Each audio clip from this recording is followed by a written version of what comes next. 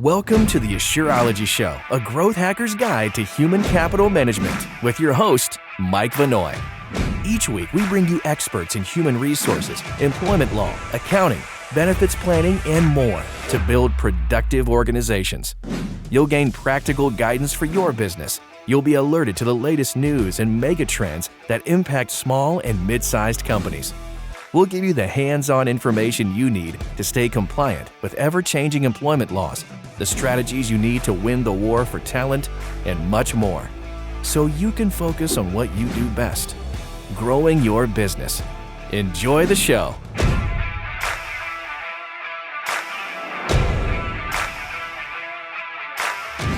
Development and performance management tips. Our small business survey results are in.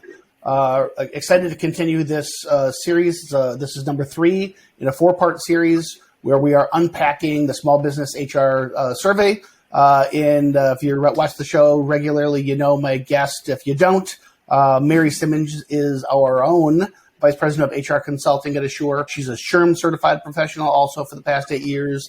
Mary is an adjunct professor at the New York Institute of Technology.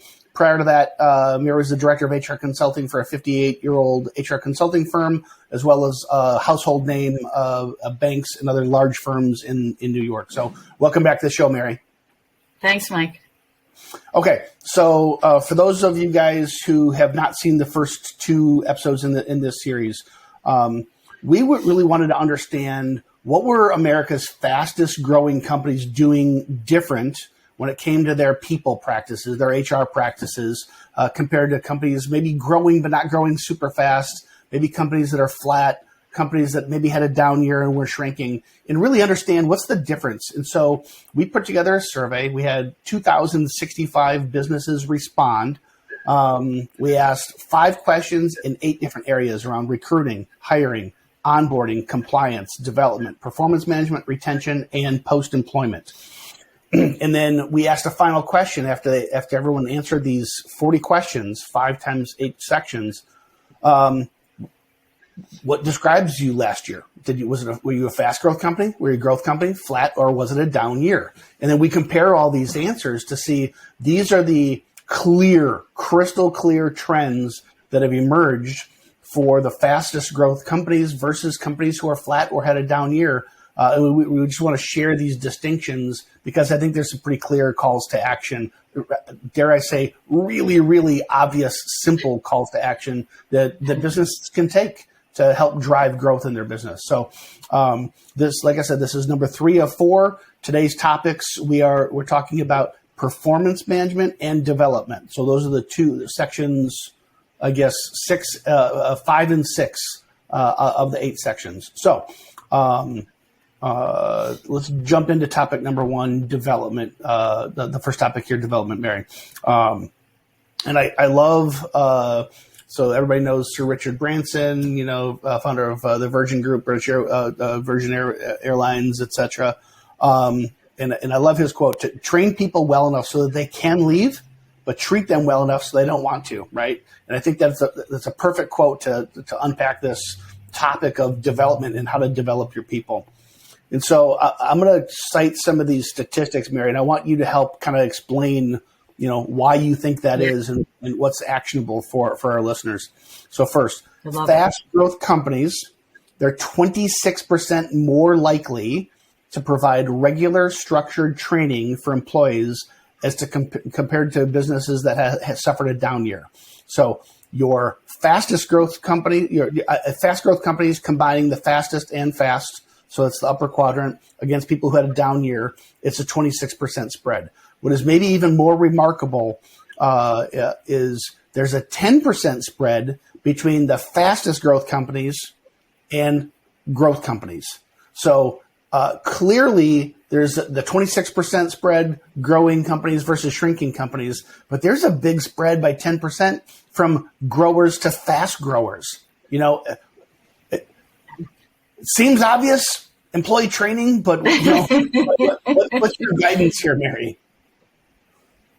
So, I've said on our other presentations, I absolutely love this survey number one, I think it gives validity to, kind of everything that you and I talk about when we're talking about our webinars and how important it is to pay attention to your employees and show them that you want to invest in them, right? So I'm not at all surprised by these statistics. And, listen, one of the reasons is because you can do the best job hiring somebody, right? You can write this beautiful ad and a job description to go with it, and you're looking for certain competencies, certifications, education, years of experience. And that individual coming into your organization may have the core, skills, competencies that you want, and they can do the job, but you probably need to teach them how to do it in your organization, right? So, it's not enough to just hire somebody and then say, go at it, just go do your thing, right? First of all, employees aren't going to appreciate that.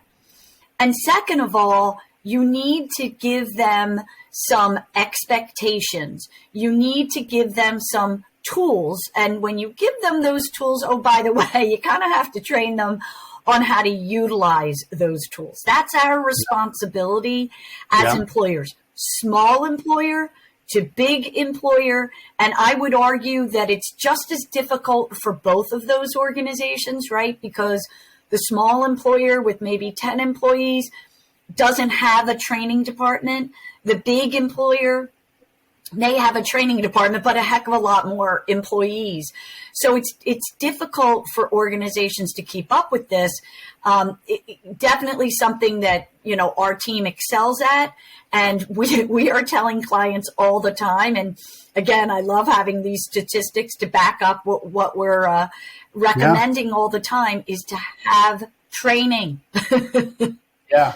I like that you talked about having an HR department or a training department. Well, that's the stuff big companies have, right? But if you're an entrepreneur, you're a business owner, you're a mid-sized company, you might have an HR person. Maybe the HR person is you as the owner. You don't have a training staff, but this really just calls out. I think one of the biggest struggles entrepreneurs have is working on your business versus working in your business, right? In a lot of times, the entrepreneur, they're an individual contributor themselves. They are the subject matter expert, and so they get their hands in everything. But this is one of those things. I mean, of all the 40 questions we've asked, I think this is number one where the biggest spread between the fastest growing and growing companies of a 10-point spread. It is clear this is one of those things that and a key word in the question we asked was, do you provide structured training? So this isn't, hey, why don't you come for a ride? Yeah, you want to do a ride along with me? Or can I just do a sit in and we can just talk about this over lunch? Structured training. And I think you hit it on the head. A lot of times it's not enough to just hire somebody from the industry. Hey, I'm not going to do training because I only hire people from the industry so they know what they're doing when they get here. Well, they don't know your company. They don't know your processes. Maybe the training isn't product or industry because maybe they are expert in that, but they still have to know you and how you guys work together, right? Absolutely. Yeah. Anything else you'd want to say on structured training as it relates to developing your employees? It sounds so obvious, but it does. But you're right, Mike. Structured training does take a little bit of explanation, right? So as adults, we learn a lot different than children learn, right? So we really learn best in small doses, and we learn best when we have examples, right? And we can actually perform or exercise that learning. Okay. So it's important when we talk about structured learning that the organizations are really looking at, what is the topic that I'm trying to get to? What is the effect that I want after the training?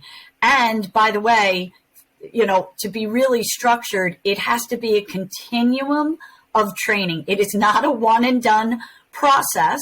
Yeah. There needs to be tools. Let me give you an example. We did interviewing training for a client, And there was a lot of questions from the managers. Well, what questions? You gave some examples. What can I ask? What can't I ask? We developed a 20-page learning continuum for interviewing training, right? And that might sound simple, interviewing training, Mary, that sounds like a half hour and you'd be done. But it's not, right? So we need to give the tools, and those tools are going to include the training. And then for this example, it gave a list of interview questions. It added meeting with our team to create targeted questions for every single position within the organization. I can't tell you how happy those managers were and appreciative. Mary, I think sometimes we made their job easier. I know I've made this mistake in businesses that I've run or owned. When you're the subject matter expert and you run the whole thing, you just take so much for granted about what other people around you know, right? So your example about interview training, right? There's a framework that you have to have, right? You have to understand what competencies and skills that I'm mining for, therefore what questions I'm going to ask. Put together this whole curriculum. And just because you train on it, so let's say you're a small, mid-sized company, you got 50 employees, you got 5 managers who manage 10 employees each. Well, if you have, let's say you turn over one person a year, right? So per team. So you turn 5 over, so a 10% turnover rate, which would be great, right? But that means on it, so a process that you might be doing 5 to 10 times a year, and you've been doing it for 10 or 20 years, you feel confident about interviewing, and you did the training for your managers. But especially if this is a new manager, if it's something they only do once or twice a year, it's not a skill that's gonna soak in. You need to do it, repeat it, read it, watch it on a PowerPoint, sit along and do it with somebody else. Shut up. Yes. I mean, more immersive, more, as a marketer, I think omni-channel, the more ways I can touch someone experientially, right? So pictures, words, motion on all platforms, email, social, websites, etc. The more facets that you can have to teach, the more effective your training is going to be. 100%. All right, let's tackle the next one here. So this is really cool. 75% of fast growth companies provide leadership training to managers. Only 41% of businesses who had a down year provide leadership training. Again, this one might sound obvious, but give us your insight. This is a huge spread, 34% difference between fast growers and people who had a down year, whether they invest in training leaders. Right. And listen, I'll also make the argument. I think there was a LinkedIn learning report that said that 94% of employees would stay at a company if you invested in their learning and development. That is definitely coming from our millennials, which are the biggest generation in the workforce. Gen Zs will also say that. So look, when I do ads with organizations and they have a good training continuum, probably because I'm working with them, right? I will put that on an ad because that's going to attract the best employees and the best managers. So when we talk about a leadership training program for managers, if you have that, that's going right on your ad for new employees, right? First of all, you want people who are open to learning, who aren't like, I got this, right? Right. It should be part of your culture that I'm investing in you, Mike, because I believe in you, but I'm going to give you the tools that you need. But when it comes to leadership training, and we've said this before, employees don't leave a company, they leave a manager. So I really look at it twofold. I look at it, I'm going to train you to be the best manager of people. You may know how to be a good salesperson or make a widget, right? But it's my responsibility as a business owner, a CEO, or the HR person or training manager at an organization to train you to be the best manager of people. And that is always, from my point of view, going to include some compliance. Your managers are talking to your employees more than any of the top management, the owners can.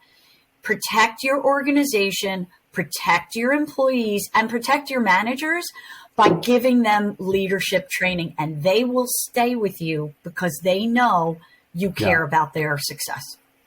So I think previous topic made it crystal clear you should do training, structured training for all employees. So I'm not trying to minimize that at all. But if I could choose only one training, I train all my employees on, say, skills and competencies, or I train my leaders how to be better, more effective leaders. I choose leaders, right? Life happens. Employees are going to come and go in and out of your organization as they relocate. They have career changes. Their life happens to them. You hope you can get as many as you can. But the constant is the leader, right? And in a bad, ineffective, toxic leader, they hire bad people. You have the cost of turnover. They create a cancer and a toxicity that drives down productivity. I mean, the expense of a bad manager is just so enormous. This is the place that I would just, if I had to pick one, this is where I put my time and my energy. Agreed. So interesting here. The Society of Human Resource Management, SHRM, they found that 84% of U.S. workers said a poorly trained manager creates a lot of unnecessary work and stress. How does that manifest itself in your experience? So when they say unnecessary work, what does that mean? Well, I think the manager, poorly trained manager is not going to be organized. They're not going to understand, how to dole out the work. And that's just going to create unproductive employees, which of course stresses everybody out. But what I'll also say, and I'll bet you $10 that the rest of this article said the same thing I'm going to say, is that happy employees, well-trained, happy employees who have a manager who are treating them with respect, who is organized and a good manager of people, are much less likely to trigger litigation suits against the employer, right? It's when your employees are happy that they look for reasons, and in some cases there are reasons to sue their employer. So again, I always go back to, my two pillars, Mike, right? Compliance, very, very important. I need my managers trained. I need them to understand when an employee says, I just can't come to work. My mom's really sick and I'm, take her to doctor's appointments all the time. I need that manager to understand if you're over 50 employees, go talk to HR. You may be eligible for FMLA instead of saying tough luck. You still have to come in. And productivity, right? So those are the two pillars that we try to guide our clients on. I want you to be compliant, and I want you to make sure that your employees are as engaged and productive as possible. And training managers, key to that success. I feel like the day-to-day focus is probably appropriately on productivity. How do I as a leader, how do I motivate? How do I build great teams? How do I have an eye for talent? How do I develop that talent? How do I train them to be more effective at their jobs? All the productivity stuff. But it has to sit on a bedrock of compliance, right? Correct. But it can't come at the expense of, hey, I've got a really talented manager who really knows the industry super well, super hardworking, but maybe they're just an a-hole, right? Employees that don't like their boss, they're simply going to be more likely to sue, whether they're going to sue on something that's valid or not. Maybe you are. Maybe you're out of compliance and unwittingly you don't know it, and you end up in some horrible wage and hour issue. Or maybe you have actually done nothing wrong, but a disgruntled employee is simply looking for their pound of flesh because they can't stand the environment that their manager has created for them.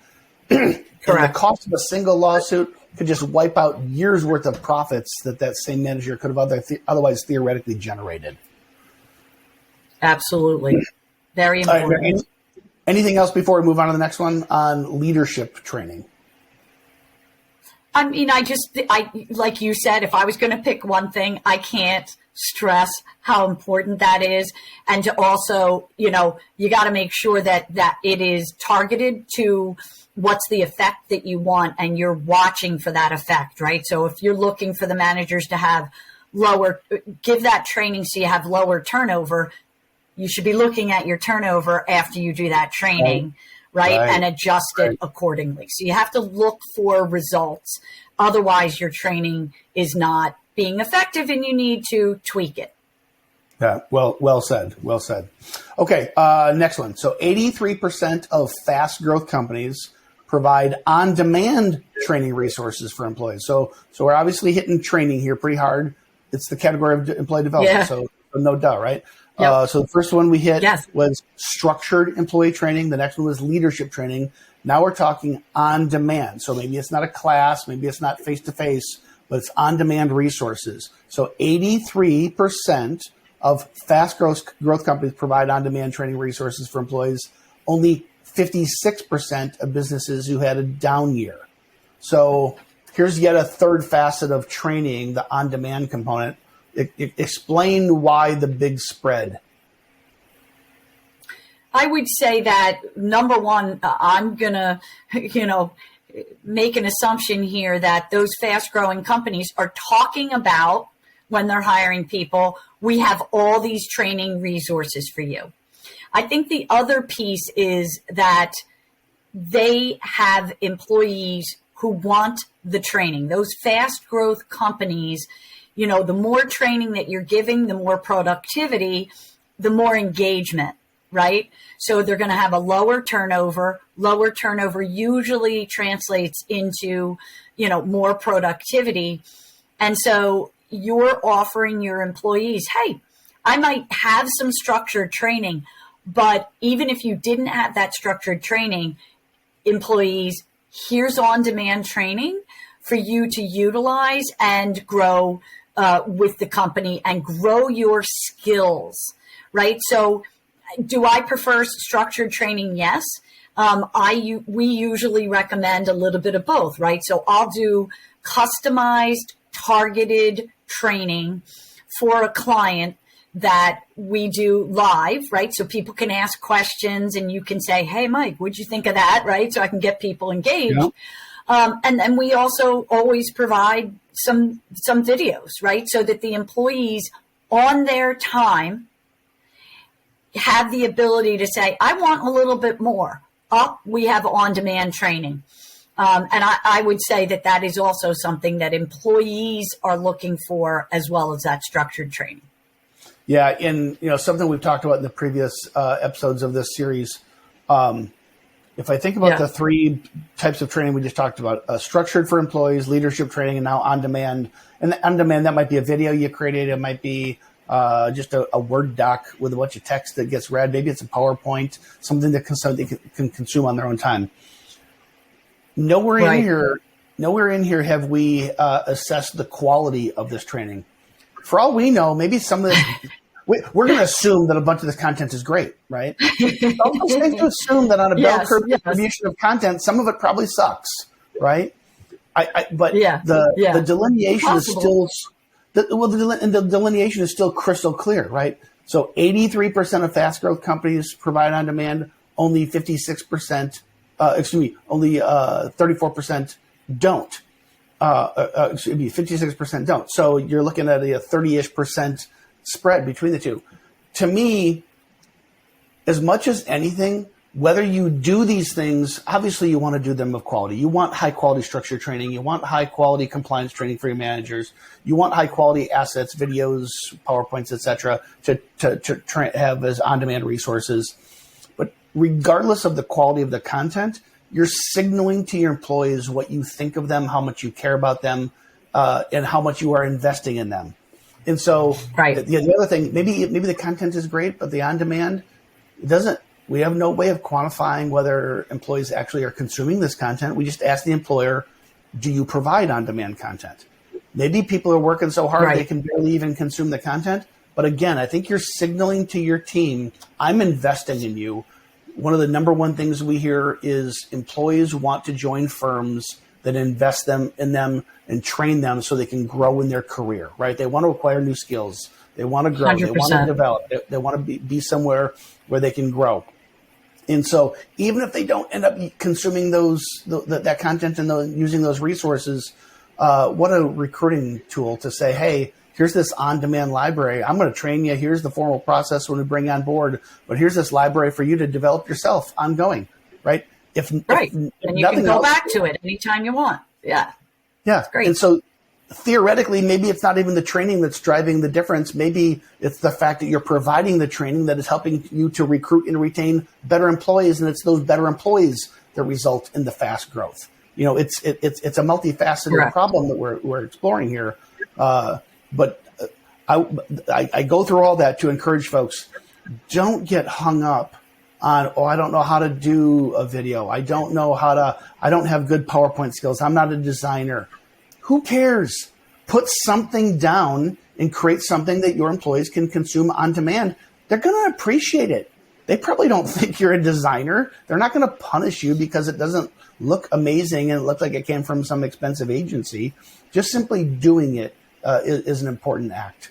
Anything else you want to, we're going to wrap on the training part. We're going to shift to a couple other components of development. Anything else you want to say under this umbrella of training, Mary? I don't want to overwhelm listeners. I want you to realize that if you can't do all of it, try to do some of it, and where possible, bring in experts, right? You know what they say. If you fly somebody in or you bring somebody in from the outside, sometimes it's valued more.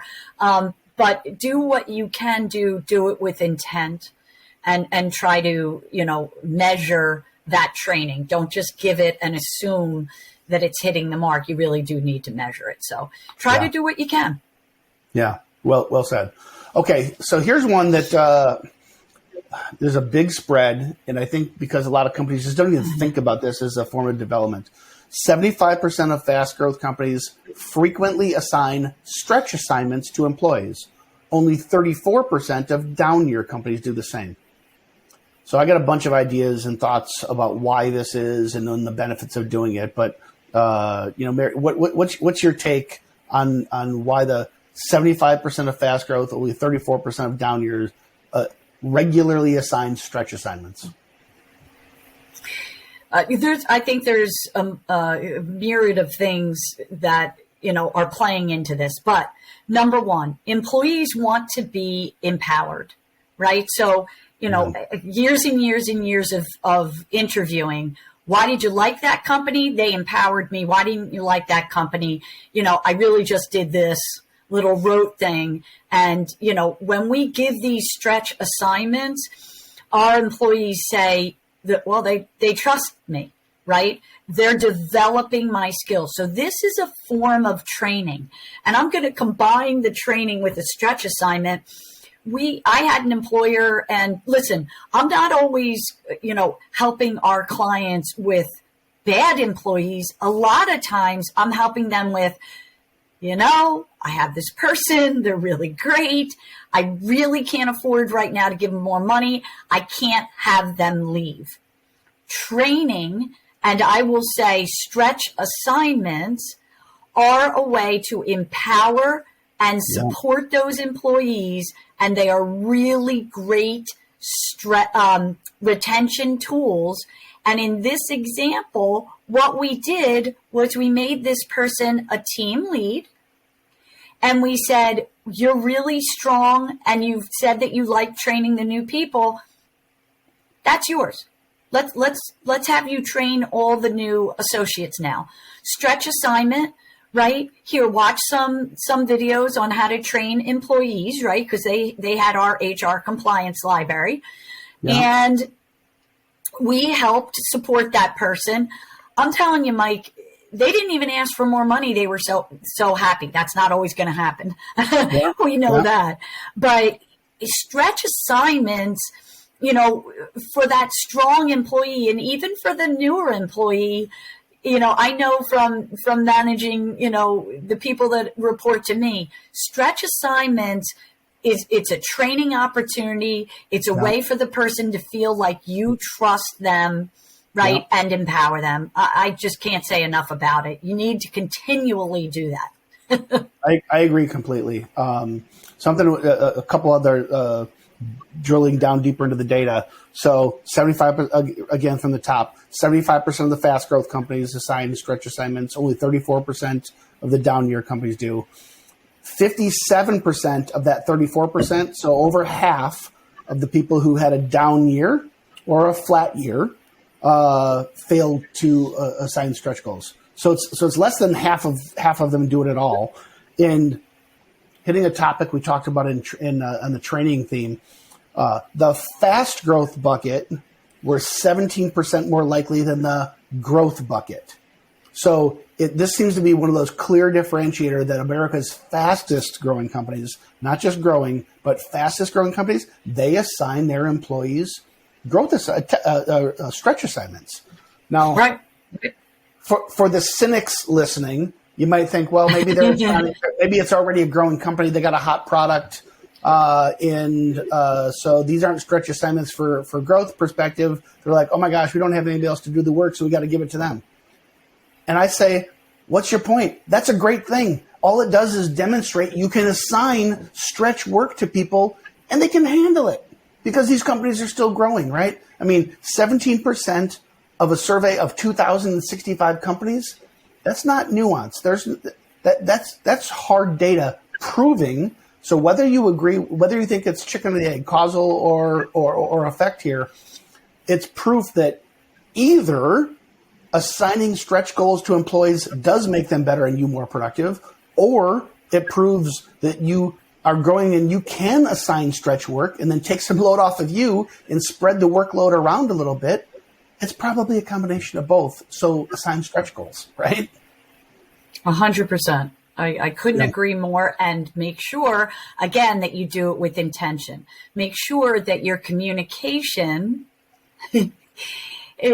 matches your intent, right? So we're not saying, hey, I don't have anybody else to do this. So, tag you're it and you're going to be the person training new employees. No, the communication is, I'd like to hear your thoughts on, the possibility of you training new employees, right? So, let's write a summary of what you'd go over, right? Yeah. And maybe we have, a 1 month evaluation to see how the training's going. And by the way, let's ask the new employees how they thought the training was, and we'll tweak it along the way. So when we're doing stretch assignments, let's make sure we're communicating it properly. Again, we're giving the tools. And with a stretch assignment, you're not just saying, go do it, right? We are talking about development here. So the stretch assignment is with parameters. It could be short term. Here's a project. We have a new client or something like that. Yeah. It could be long term, like that team manager. It could be, let's try it. See how you like it. See how it goes. And in 3 months, let's reassess. So again, I want you to do it with intention. I want you to do it with a proper, positive communication. Yeah. All right. Last one on employee development. And I'm going to break this one down a little more detail. So we asked all these companies, 2,065 businesses responded to this question.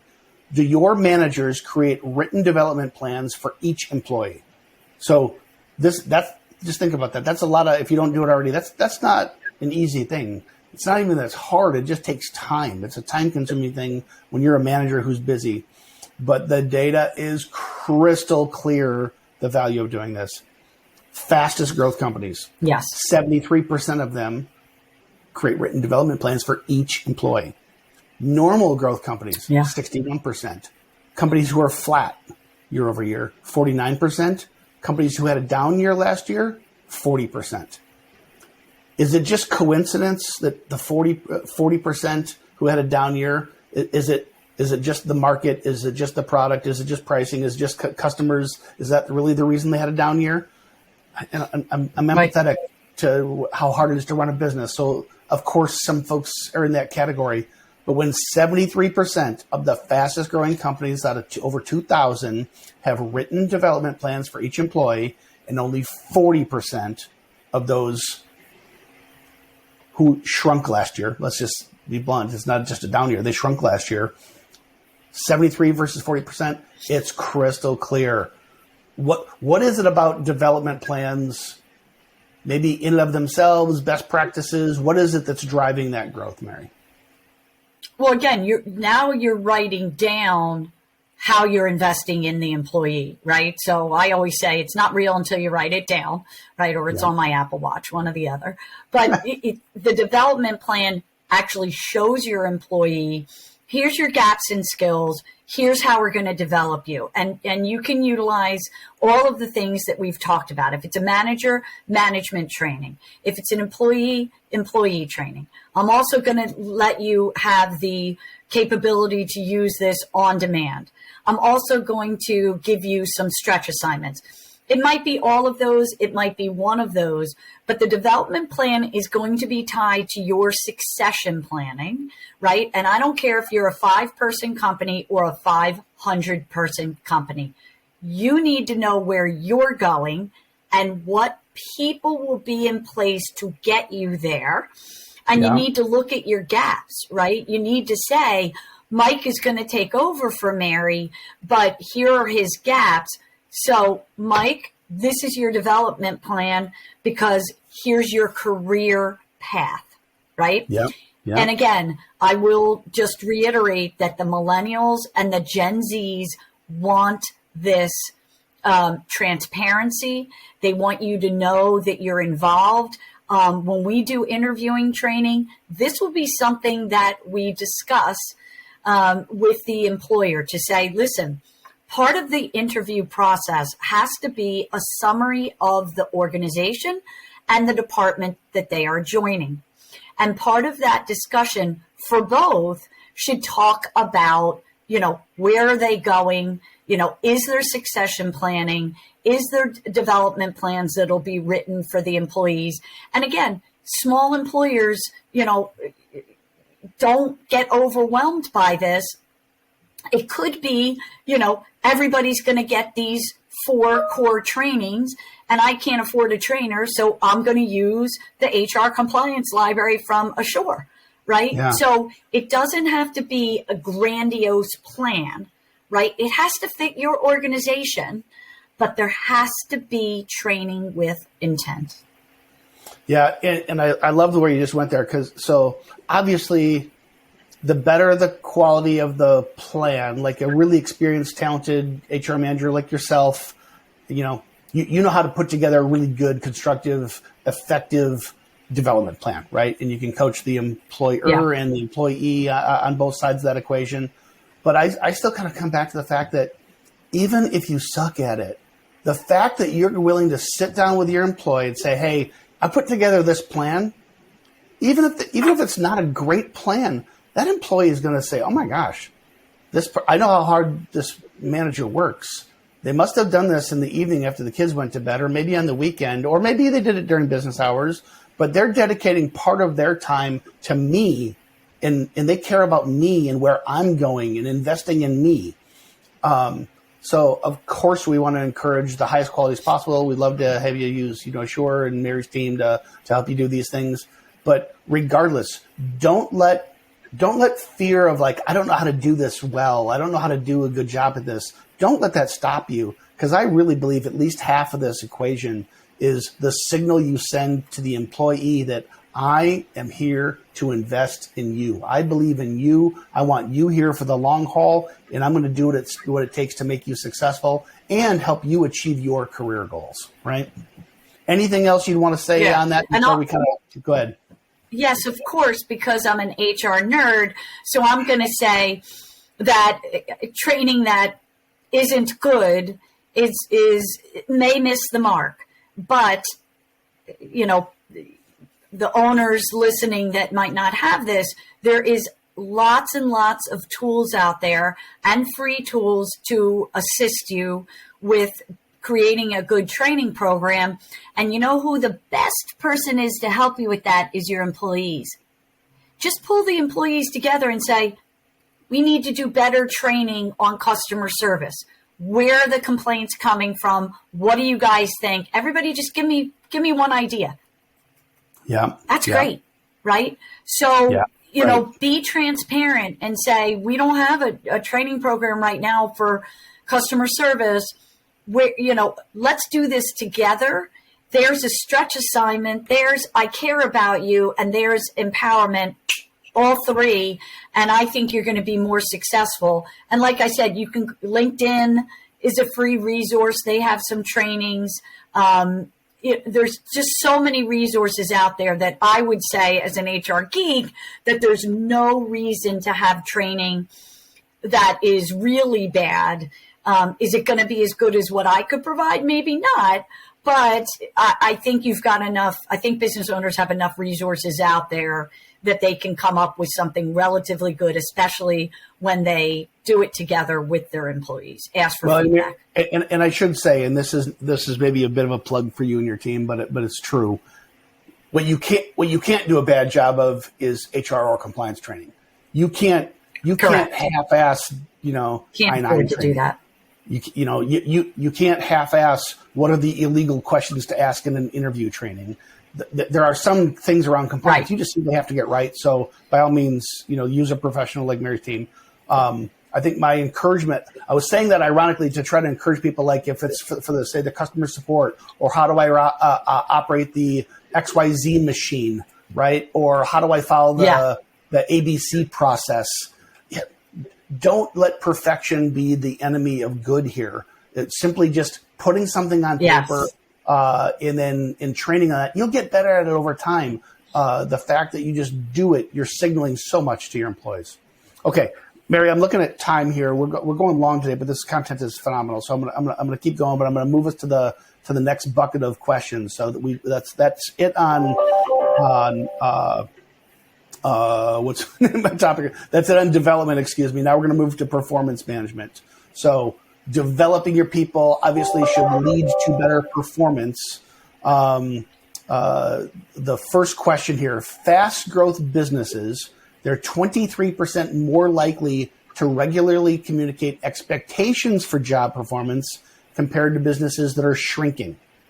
So this is merely the communication of expectations of job performance, 23% more likely. What is driving that productivity difference? I kind of feel like this is a dumb moment, but employees need to know what's expected of them. And, here's a perfect example of when I'm talking to an employer and I'm saying, this is just as important for your poor performers. Because I think we all think, I have to tell the poor performer they're not performing up to standards. That's not exactly true. Of course, you need to tell the poor performers that they're not performing up to standards, but you also have to make expectations clear to your stellar employees, right? Those stellar employees deserve to know how they can improve. They want to know, and I guarantee you they will ask you in different ways what the expectations of the job are. You can't be successful if you don't know what the expectations are. And by the way, if I know what the expectations are and my manager knows what the expectations are, then don't forget the second piece, which is, Mike, you did a great job. Yeah. That's part of setting expectations. I think managers miss this one and owners miss this one. If you're hiring a sales rep, maybe you have a sales quota. So that's just so self-evident. Either you're making or not making your quota. If you're in marketing, you're tasked with generating so many leads. You're either making it or you're not making it. But some jobs are just more nuanced, right? If you're working in a retail environment, you don't have any control over foot traffic that comes in the store. Maybe your performance is maybe it is measurable. Average sale per ticket, how many add-on sales, and we would encourage managers to think about quantifying and measuring performance and therefore setting expectations. But sometimes it's just how do you engage with customers, and it's more subjective, right? How do you guide managers to think about setting expectations of performance, because how you greet a customer is performance, right? How do you guide managers to try to quantify and then set expectations in these areas, and then ultimately give feedback?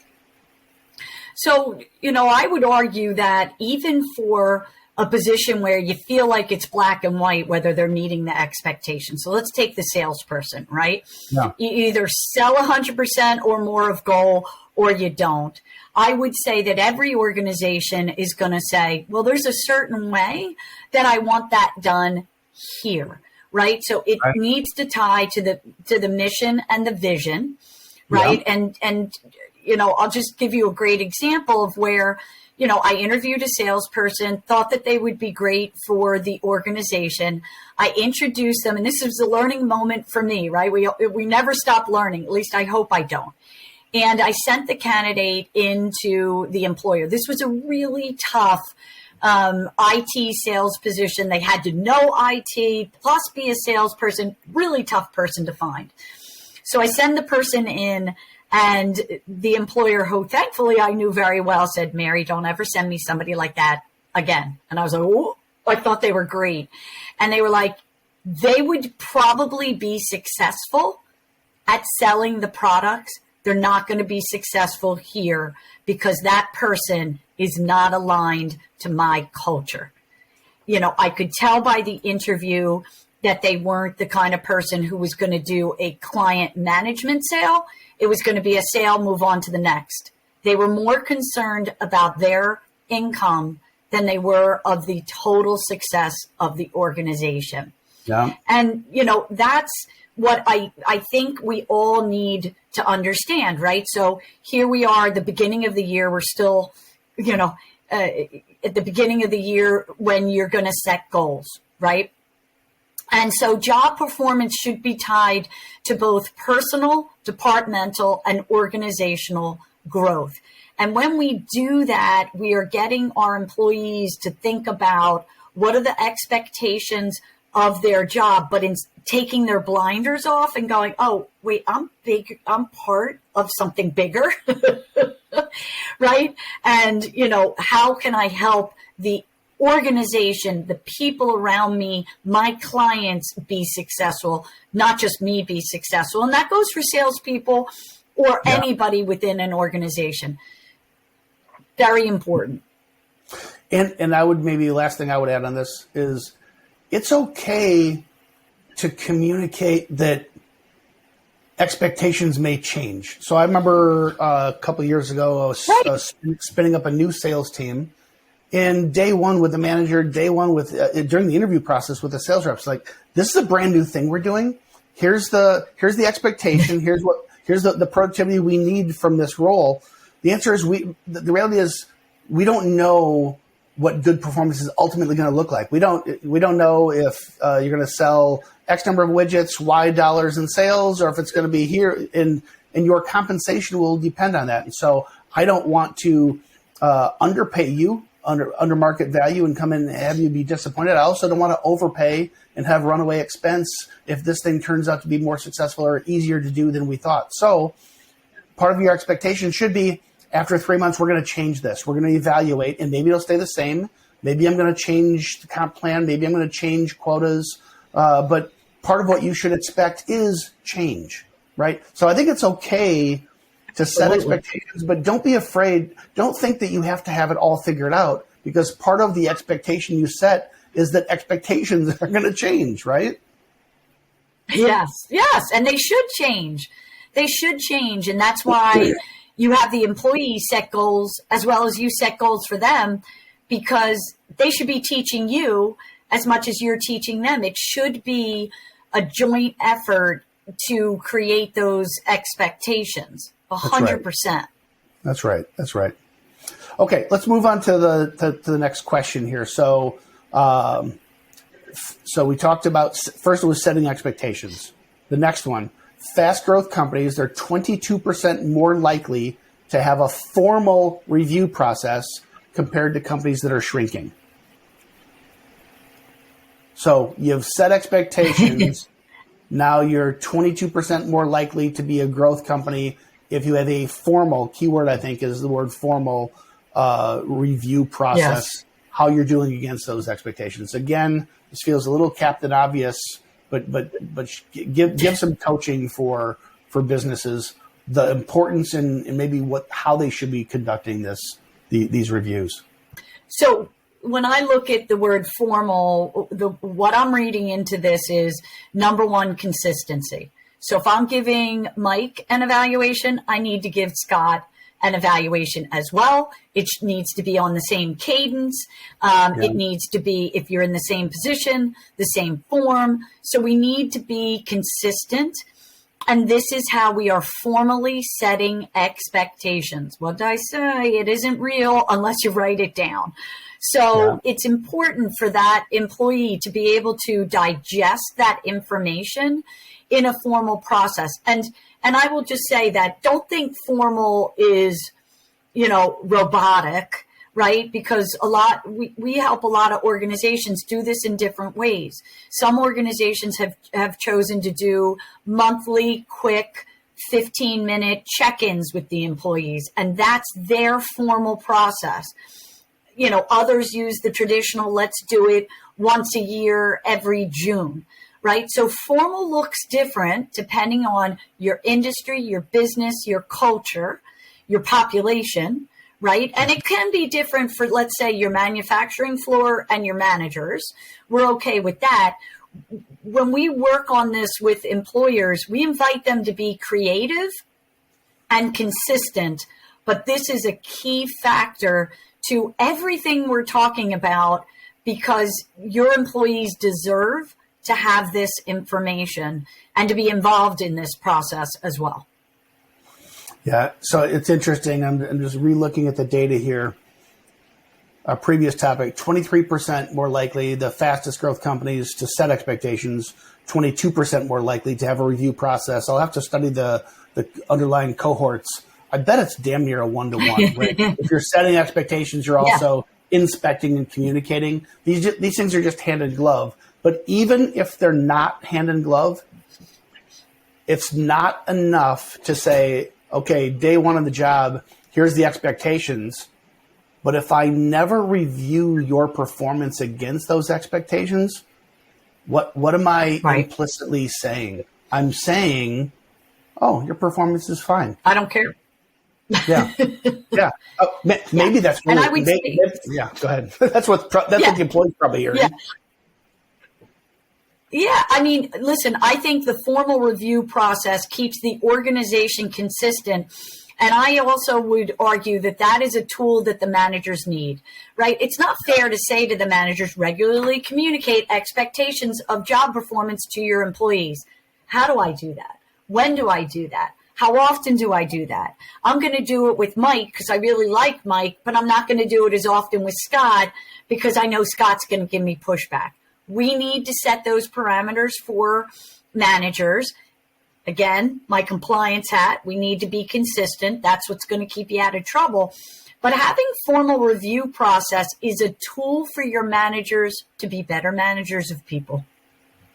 I think that's really well said. I think you can have a graduate level studies course on constant, regular, daily, multiple times a day feedback that really, really effective managers are always giving feedback.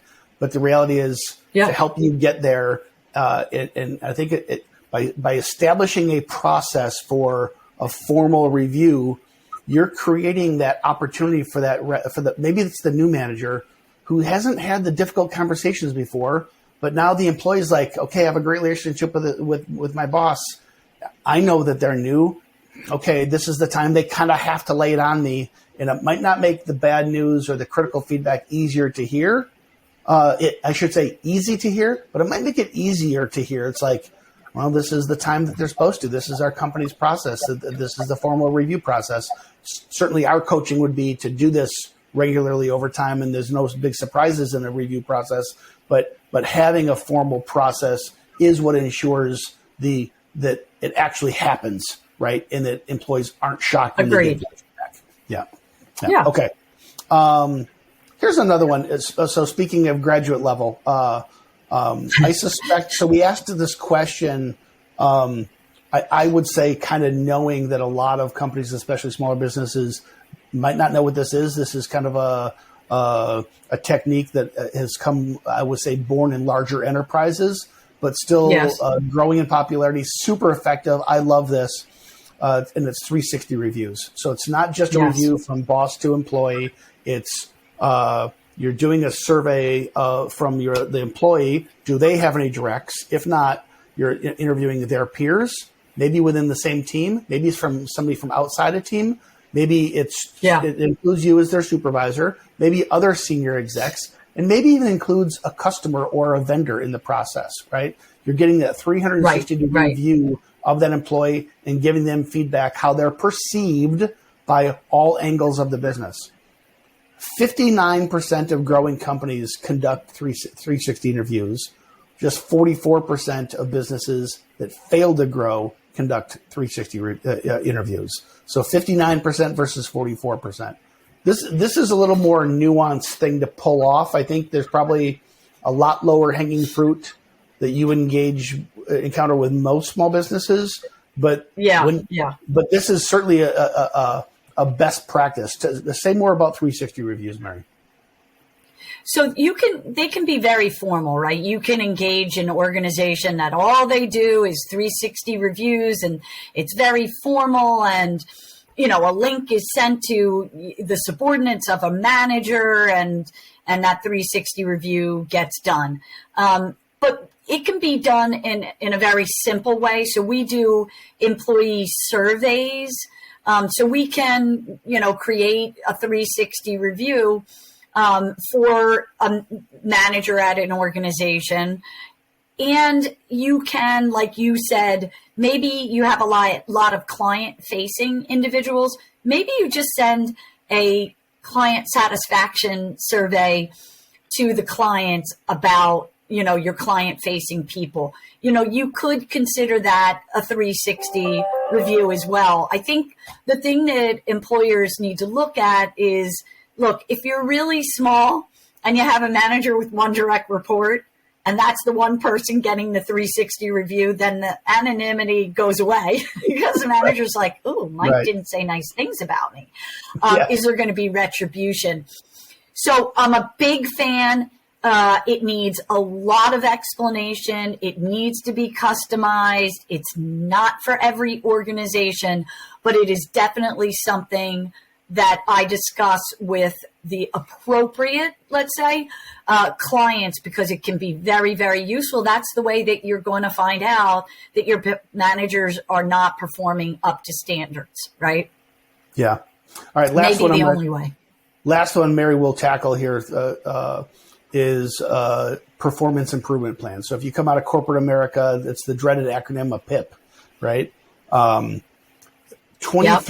So the fast growth companies, as it turns out, they're 23% more likely to document a quote performance improvement plan unquote for performing employees. So we talked about in the development section earlier about having employee development plans.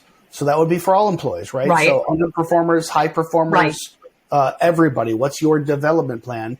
We're specifically talking about addressing underperforming employees. 23% of the fast growth companies, the fast growth companies are 23% more likely to use a formal PIP, performance improvement plan.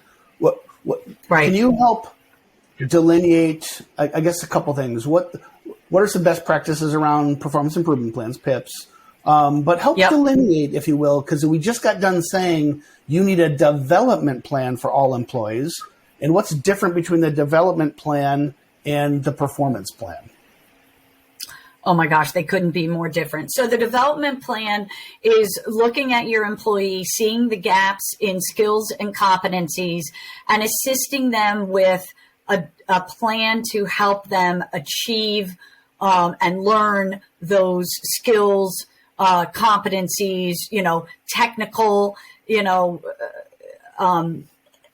accuracy, right? So I want to teach you Salesforce. I want to teach you, Microsoft Word, whatever it is, right? So that is helping the employee fill the gaps in skills and competencies, right? And like you said, that's I would do it consistently, and it should be for all of the employees, good performers or bad. Now, a performance improvement plan, I usually use that terminology for a exempt employee, right? Or, a manager. But I will, just for argument's sake for our discussion today, it's also a warning notice, right? So maybe some of our listeners are like, what's a PIP? Never heard of a PIP. It's a warning notice. And they are very important. Let me tell you why. So number one, they're important for the rest of the organization, not just the person getting the performance improvement plan or the warning notice. Why? I'm not going to walk around and say, oh, I just put Scott on a PIP, right? But your employees know, right? And so it's important that we are looking at expectations, and when those expectations aren't met, we tell the employee. And when I train managers, and we do extensive training on this, when I tell managers, look, if the person's been in late 10 times this month, you need to put it in writing on a warning notice, performance improvement plan, and sit down and go over it with them. And they're like, well, they know that they've been out. I said, but if you don't tell them that that's unacceptable, and they're like, well, it's they should know that. That's, anybody would know that. Yeah. But obviously they don't.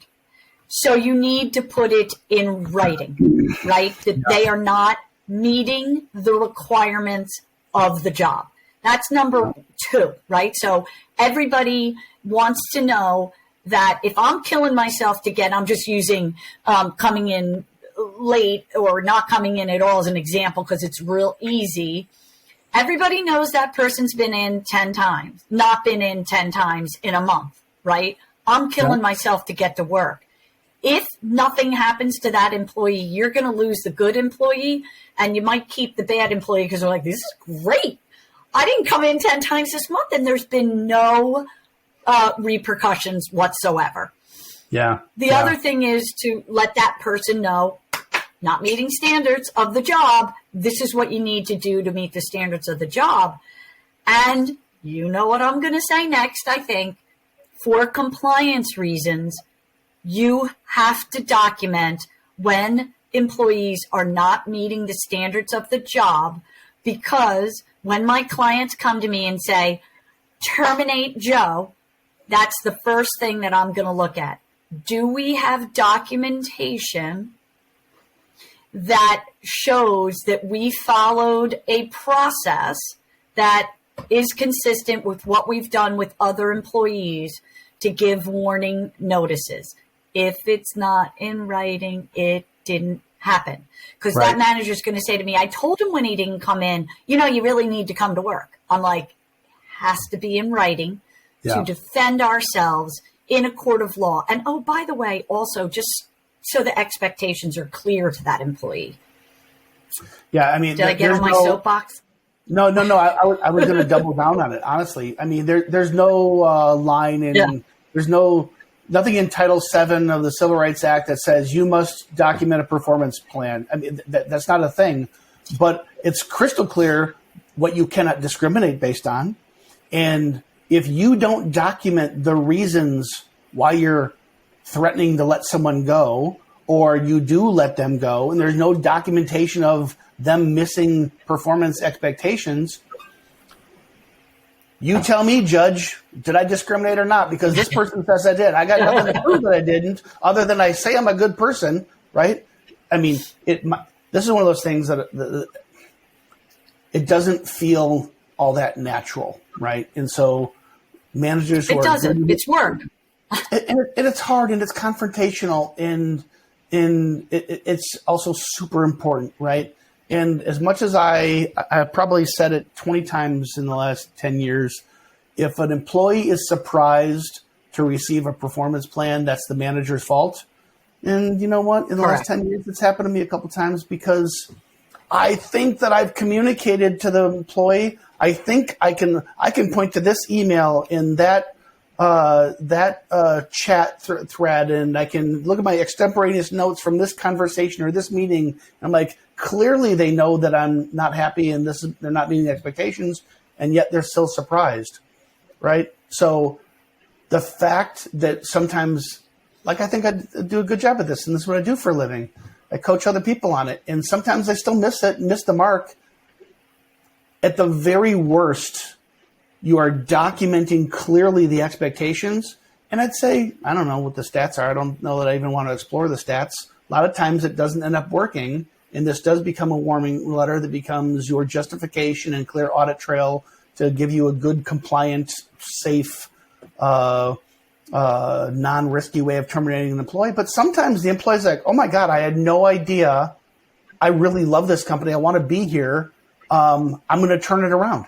Right. Right. I love that. That's very important. The first thing I ask when I do this training is a warning notice or a PIP paperwork to get an employee terminated? And a lot of the managers will go, yes. And I'll go, no. Our goal is to retain employees, right? They've got institutional knowledge. We've done training. We've invested in them, right? So it's not just to terminate the person. It's to help them meet the expectations of their job. Yeah. All right, Mary, that's time. I love this survey so much. I just want to kind of recap. So do I.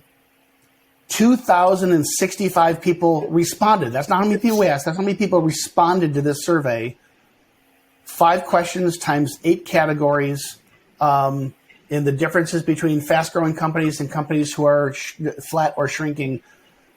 You could take away all the nuance of some industries did better in the pandemic versus others. Some products are great. Some people just have more skills. Life's not fair. But when you look at a data set that big, these gaps are so huge. There are clear differences in the way fast-growing companies think about their people and their HR processes compared to the people who are shrinking. So today we covered development and performance. The last 2 topics, which will be our next episode, are going to be on retention and post-employment. So from recruiting to hiring, onboarding, compliance, development and performance today. And the last 2, now we're developing our people, we're managing their performance. How do we retain them? What are the fastest growing companies do to retain their people? What are the companies who are shrinking not doing to retain people? And then what are the best practices of post-employment? There's something people don't necessarily always think about. It's like, okay, they're gone. But, when the war for talent has hit Main Street like it has, your employment brand means an awful lot. And what you're learning from former employees means a lot. So, Mary, I love talking to you. Thanks to everybody else for joining today. Can't wait to unpack the last topics next show. At Asure, we build human capital management software and services that help 90,000 companies like yours attract, develop, and retain great people. Our low upfront costs and affordable subscription model allow you to save cash to invest in things that drive growth, not overhead. To learn more about how Asure can help you claim up to $26,000 per employee with the Employee Retention Tax Credit, automate your payroll, and build productive teams that are compliant with ever-changing HR laws, visit AsureSoftware.com.